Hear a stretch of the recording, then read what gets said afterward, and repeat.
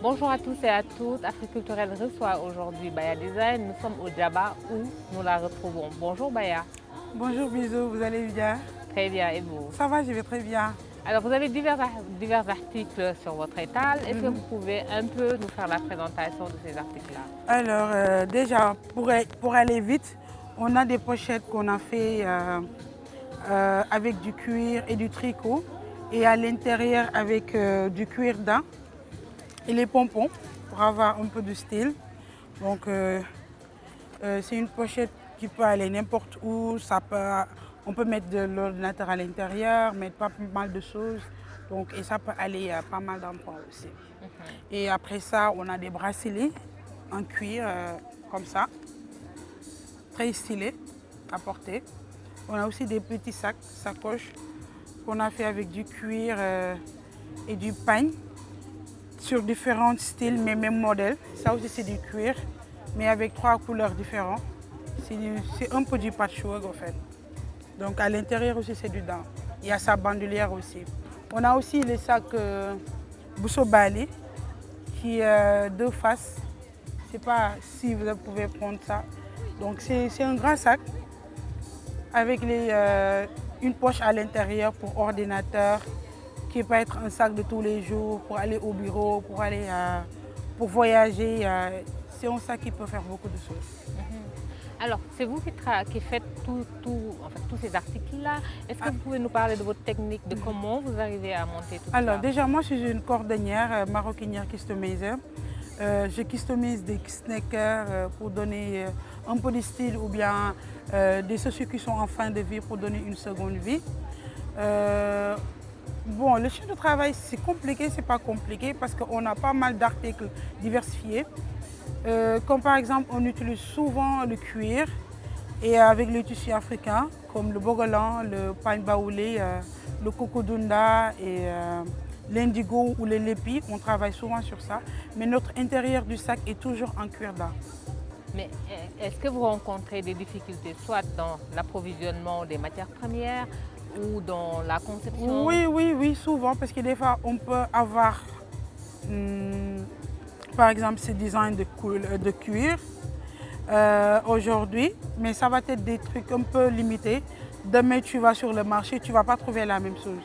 Il y aura toujours un peu de trucs un peu dégradés, soit plus lisses ou moins lisses, ou un peu de grainés, ou bien plus foncé ou moins foncé. Donc, ce n'est pas forcément qu'on trouve toujours les mêmes matières premières. C'est pour cela que 80% de nos produits sont limités. Et tout le travail se fait à la main? Oui, le travail est 90% fait à la main et 10% à la machine. Et c'est vous qui faites tout cela? Avant, c'était moi, mais maintenant, il y a une équipe qu'on travaille en commun. Donc, voilà, on travaille en équipe. Ouais. Alors, pourquoi ce choix-là sur le cuir, sur les tissus africains principalement? Pour les tissus africains, c'est juste pour valoriser notre culture africaine et de valoriser notre savoir-faire aussi, parce qu'on a pas mal de produits qu'on peut utiliser et de le valoriser. Le cuir, je suis trop amoureux du métier que je fais, la maroquinerie et cordonnerie. Donc c'est forcément, quand on parle de maroquinerie et cordonnerie, c'est forcément que vous travaillez sur le cuir. Mais ici au Sénégal, par exemple, quand on parle de cordonnier, on voit beaucoup plus les hommes. Vous, vous êtes une femme. Comment vous êtes arrivée dans le milieu? Bon, au début, je bricolais de gauche à droite. Donc à un moment, il y a pas mal de personnes qui me demandaient si c'est toi qui l'as fait. Donc après, je me sentais un peu mal à l'aise. Parce que si j'ai dit oui, c'est moi qui l'ai fait, alors que ce n'est pas moi. Je ne suis pas autonome. Et j'ai ma marque, je me sentais vraiment pas du tout à l'aise. Après, je me suis orientée vers les cordonniers. Parce qu'à cette époque, je ne voyais pas d'école pour faire la formation et tout ça. Je suis allée à la Médina pour apprendre le métier. Et c'est pour cela qu'aujourd'hui je suis sous l'arbre et ça me rappelle en 2014 lorsque j'ai commencé à apprendre le métier et j'étais sous l'arbre aussi pour l'apprendre. Donc voilà. Mais est-ce que ça n'a pas posé problème au début? Parce qu'on sait, par exemple, aujourd'hui, que ce soit la cordonnerie ou certains métiers, c'est quand même dédié à certains castes, on va dire. Est-ce que chez vous, ça n'a pas posé problème? Est-ce qu'il n'y a pas eu un regard, des regards lourds à un moment peut-être qui vous ont soit dérangé ou vous ont un peu gêné? Oui, bien sûr. J'ai eu assez à vécu ces moments vraiment compliqués, très compliqués d'ailleurs. Parce qu'au début, ma famille pensait que, surtout mon père pensait que juste que je le faisais parce que j'aime le métier et tout ça. Mais après, ça m'a créé des problèmes avec ma famille. Ce qui se disait que je ne dois pas faire ce métier, c'est un métier qui est casté. Et nous, on est des bacheliers, donc c'était très compliqué. Et certaines aussi me voyaient en tant que femme de faire ce métier. Et pourquoi moi? Et moi, je le considérais comme un métier comme tous les métiers. Donc je me sentais vraiment à l'aise, quoi. Et pour cela que je porte même ce combat en disant aux femmes qu'il n'y a pas un métier d'homme ou femme. Donc un métier, c'est un métier. Si on est passionné de quelque chose, pourquoi pas y aller au fond? Mais aujourd'hui, en fait, au-delà de cela, au-delà de tout cela, comment se passe la commercialisation des produits? Est-ce que c'est facile de vendre en fait, on va dire des articles faits à la main et de haute gamme au Sénégalais? Au début, c'était pas du tout facile parce que je faisais sur commande. Et par exemple, la personne peut te passer la commande et ne te donne pas d'avance ou rien. Après, tu confectionnes, tu l'appelles, elle ne répond pas. Donc, tu auras un problème de livraison. Et toi, tu attendais à ce qu'on te donne cette somme et pouvoir donner le reliquat à tes fournisseurs ou bien de payer certains trucs qu'on faisait.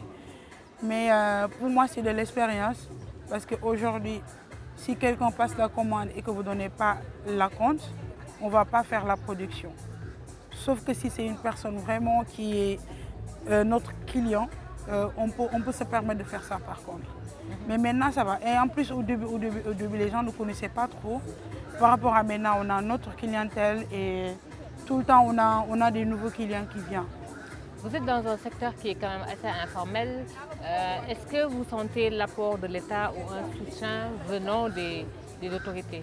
Alors, moi, je ne suis plus dans l'informel, je suis maintenant dans le formel. Donc, l'État, oui, non. Oui, non, je peux dire oui, non. Parce que si je dis oui, je vais trop dire. Si je dis non, ça veut dire que ça reste encore, quoi. La façon dont il doit nous appuyer. Peut-être dans les années qui viennent, ils vont beaucoup nous aider sur ça. Et on a vraiment besoin d'aide, surtout avec le cuir qu'on travaille. Si par exemple l'État pouvait nous aider à avoir une usine ici de cuir, de bien tanner nos cuirs et bien les traiter, ça va nous permettre de bien travailler. Les cuirs qu'on a ici, mieux vaut d'acheter les cuirs importés. Ouais. Alors, aujourd'hui, on vous retrouve au Djaba, qui est quand même une initiative privée, mais qui est organisée de manière très régulière et à laquelle vous participez très souvent. Est-ce que vous ne pensez pas aussi que l'État devrait créer ce genre de marché-là pour les artisans? Vraiment, l'État doit vraiment aider Djaba. Parce que moi, je suis là depuis la première édition jusqu'à cette édition-là. Je n'ai jamais raté le Djaba. Et c'est un marché vraiment très intéressant.